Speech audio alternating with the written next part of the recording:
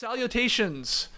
There's been a ton of questions about Kevin Durant and the moves he's made going back to July 4th, 2016, when he first left OKC to sign with the Warriors. But there's one important question about his career I haven't seen asked, which puzzles me. Would KD have been better off staying with OKC for his whole career, never winning a title, and getting compared to guys like Karl Malone or Reggie Miller for the rest of his eternity? Obviously, there's a chance he wins in OKC, but let's assume he doesn't. Would that have been better for Kevin Durant than the reality of what he has now? Thanks. That's from Austin S. Trey, we'll start with your takeaway from this question. Again, assuming he stays in OKC his entire career, never wins a title, is that like better, I guess, for his legacy is what we're getting at here, than going and winning titles with the Warriors and then bouncing around? I don't think it's better for his legacy. When we look back on the guy winning 2 championships and 2 finals MVPs with Steph Curry and LeBron James in their primes, that's going to age pretty well, even if he doesn't get another one outside of those 2 with Golden State, and it's looking like it's not super likely at this point for KD. So I don't know.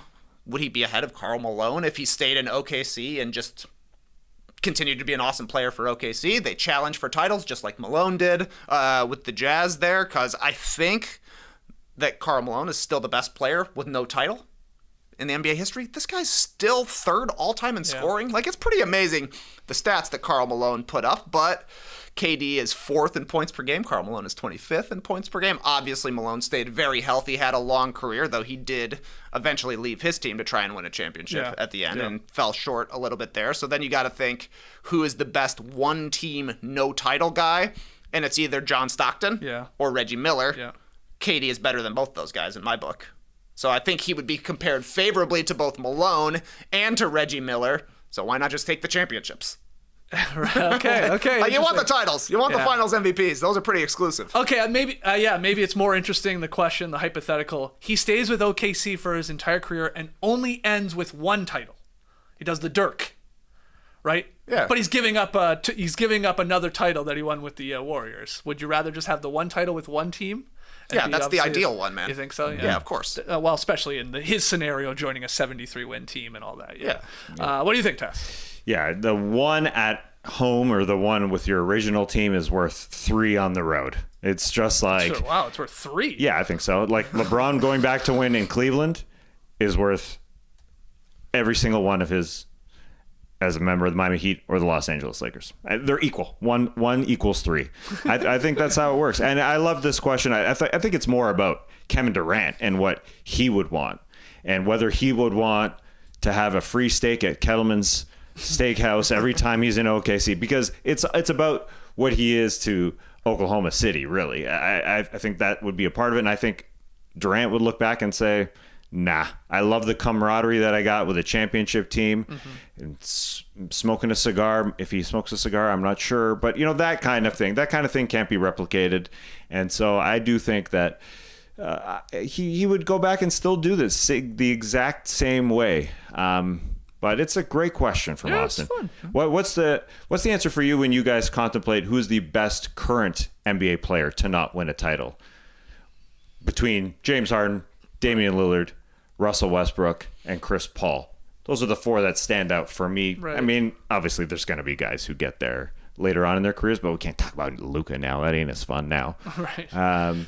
So right now, because these guys are towards the end of their careers. And you're asking who's the best of those 4? Who's the best? It's good because they're 4 different types of players. That's the difficult part of it. Sure. Who would you go with? I know for sure I would have Harden number 1 and Lillard number 4. Take your choice on Chris Paul or Russell Westbrook for coming in second. Westbrook's got an MVP. Chris Paul is probably the second best point guard, pure point guard in NBA history. But, Harden won an MVP and finished second how many times? Yeah. He kind of is the Karl Malone of our generation. Yeah, he is. He is, which almost like is a knock on him in like 30, 40 years from now in ranking those 4 guys, just of people bringing them up and talking about them. So you think it's better to be Chris Paul and never even get close? Well, he got close. Yeah, he made the finals once. Yeah. So did Harden. Yeah, I know. Harden was close to beating the Warriors. Harden's Rockets teams were awesome. And maybe do with Chris Paul. Yeah, it's a good... I guess my point was, I just wonder, are people going to talk about Chris Paul or even Westbrook more than Harden?